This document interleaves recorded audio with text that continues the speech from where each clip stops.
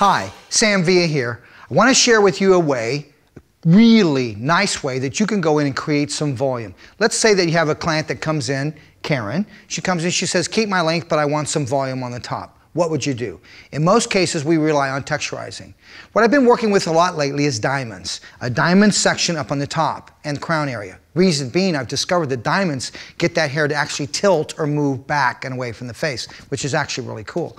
But what I want to do is share with you how to use that diamond to go in and create a sense of volume in terms of bringing some volume into it without really overlayering everything. So it's just a matter of just going after the diamond. So how do we set up the diamond? You want to go in, you want to find your front to back, so we find front to back. We're going to do that on both sides. So we find front to back. And notice she's got a natural left side part. Don't concern yourself so much with that. Okay, once I've got that, you find where that line of the middle part intersects with the front to the back. Place your finger there, find that hairline there, find the middle point. There's the middle point. From there, I'm going to draw diagonally back just to about that parietal ridge where the comb comes off of the head. Then I'm going to come through into the opposite side, the front area on the opposite side. And the reason I'm going to do that and not do what I might habitually do, which is work in a circle and go to the back area, your thought process is in the front area. So I want you to continue to think about that front area. So I pop over to the opposite side. I've got my point of reference of where I go. Where does that diagonal line go back to? You separate your front to back. Once you have that front to back separated, now we're going to go through and we're going to look and see where do we come off. Use your comb if you want. Where the comb comes off the head, that's where I'm going to draw from that point back to this point. So now you can see I've got the front of what is looking like a diamond shape. Now, when you take a look at diamonds, diamonds, a girl's best friend, but what size of diamonds? Well, the diamond is going to be based in terms of the density. So for example, if I have a lot of hair, the diamond's going to be bigger, maybe 3-4 carats. If I have fine hair, I'm going to make that maybe a 1/2 carat, a 1 carat diamond, smaller diamond. Why, Sam?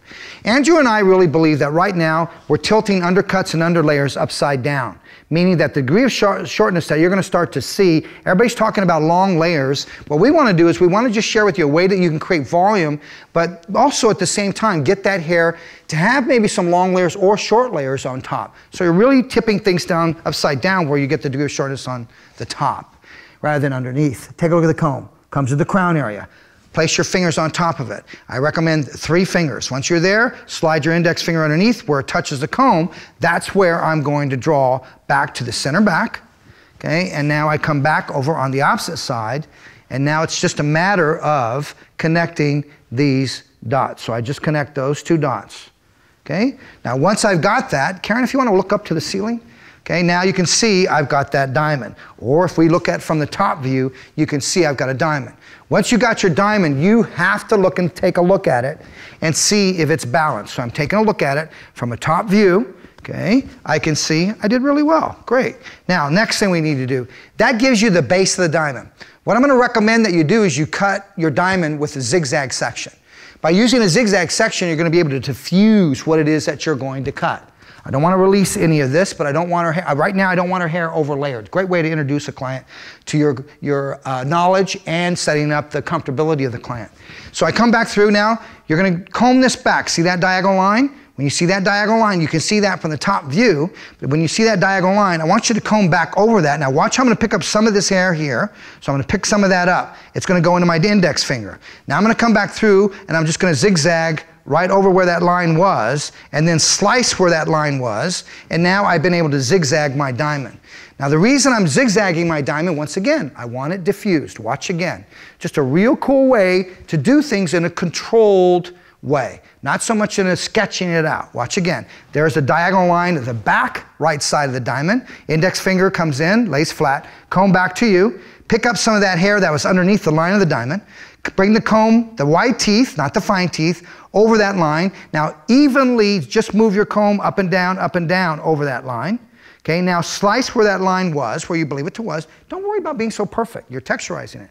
Now you can start to see, I still have a diamond shape, but now it's getting zigzag. Once again, you do things in a different way, and I guarantee you, you're going to get clients involved in what you're doing.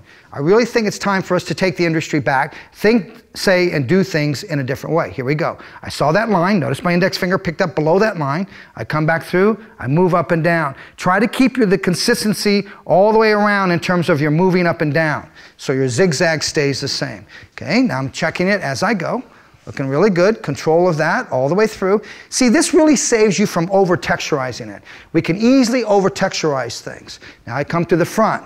I comb, there's that line, I see it, comb, my index finger picked up below that, I come to that, I zigzag up and down, up and down, up and down, till I get to the point of the diamond.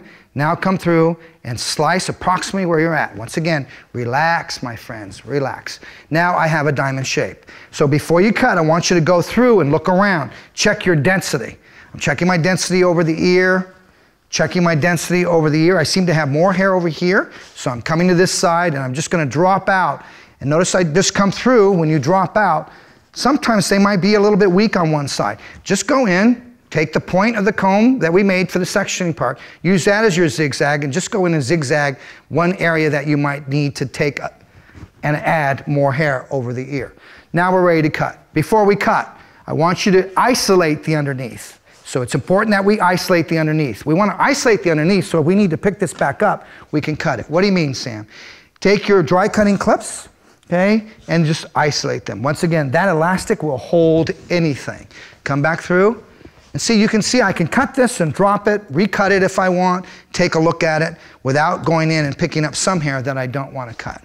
Now I'm going to come through and I'm going to cut this. Now, what I don't want to do, guys, is I don't want to cut this into a cap. So I'm not going to cut it diagonal because you can see if I cut that diagonal, this is going to be too short here.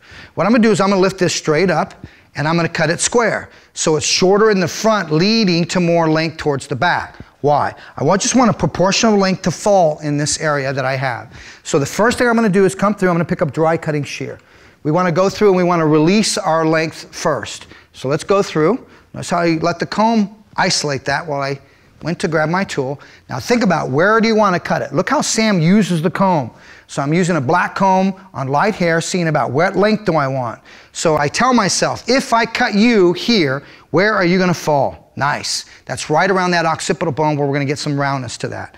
Okay? I'm going to slide just above that because I'm going to go through and you'll see how I'm going to texturize that. I want you to come through. I'm going to chunk off the length. So I just chunk that off. I know I want to get it off. So why go through and cut something really even? When we cut something very straight and clean, it's going to take you twice as long to resoften. Now I'm just going to resoften just the edge. Look at me softening. And now look at the shear, stay stable, and we move. Stable, and we move. Okay? Now I'm going to pick up a new shear that we've made for you. So the 7-inch is going to go down, and I'm going to now pick up our InvisiBlend. Okay? An InvisiBlend shear. Watch how I can release this and come back to that. An InvisiBlend shear. This is quite different from the blending shear. I really felt that we needed something that does give you the texture, gives you the texture that you want on an edge, rather than working so hard on that. So what we made is we made a very interesting shear called an InvisiBlend. Why InvisiBlend? You get invisible layers. You can't tell where they start or where they end. Great when you're cutting blonde hair, because in blonde hair you can see all the cutting lines. Why does this work, Sam? Well, if you look at that, you can see that with this it's curved. It curves in this direction. Now, this blade here, the blunt blade, is the dullest part of the InvisiBlend. This is the sharpest point. Why? What we did is we made a blade to pretend that the comb is the hair. Okay? If I place the comb and I close, what happens is this blade, because they're curved this way and they're curved this way, what they're doing is they're actually pushing the hair so this hair moves this direction. As you close on it, here's the result you get. So pretend this is the tooth of one section. I'm going to have you hold that for me, my dear. Don't drop that. Okay? Okay? Here's a section. So imagine you got a blending shear and you go boom, like this. So you got, you're looking at a magnifying glass. That's what it does. It blocks it off. What the InvisiBlend does is it pushes it. Because it pushes the hair, it cuts it in a curved motion. So that each little tooth does that to the hair. So you get that section. Then the next one, you get that section. Next tooth, that section. So you're getting small little scallops rather than square individual little spaces with the blending shear. Great shear. Watch what it does. Okay, so let's go back. And now look how easy I can come through and I can re-pick up what I've just cut. So we've gone through, we cut our diamond, but we went in, we chunked, we came back in, we point cut to soften the line, and now watch how I'm going to be able to go in, okay, and watch how the shear works. I'm going to go through, I'm going to close, Now, if you watch really closely, you can see how that hair will get pushed. Watch. It gets pushed, and now I can slide out with these. When you take a big, thick section like this with the blending shear, you're not able to slide out. The only way you're able to slide out with a blending shear is if you're taking small sections. Look at the big section I've got here, and I come in, and I just slide out. And I slide out, slide out, slide out. And you can't even tell where it is that I'm cutting. So I want you to think about almost like a razored effect, but absolutely what a shear does to it. It cuts it blunt, but because this is moving the hair, because of the shape of the teeth, you're getting small scallop, small scallop, small scallop. Really incredible in terms of when you go through and you want to texturize. Now watch. When I collapse that, all I want is it to visually blend. I don't want you to tell where the layer starts and where it ends. Okay, so when I comb that down, it looks like she didn't have any hair cut at all. But when we tickle and we move or we touch it, watch how frothy that top crown area will be. Let's just comb it through. Okay, and look how we can't really tell where that diamond started and where it ends. And InvisiBlend Shear, you're going to love it. It's an arsenal that you're going to need within your arsenal of tools. Now watch. When I touch that, can you see now how much volume she's getting by simply using a diamond zigzag section, size of the carrot based upon the density, elevating it. Remember, the angle you cut determines where the length is, where the degree of shortness is. So you be creative with the angle you choose. Go through, chunk it out, deep point cut, come back in, your magical, invisible blend shear, and you're on your way to making your clients happy. Once again, Sam Villa here with some simple little tricks that we bring to you to help grow your business behind the chair. But most important, in today's world, it's about finding out what are the problems, and you, as a hairdresser behind the chair, having the solutions. Thanks for joining us.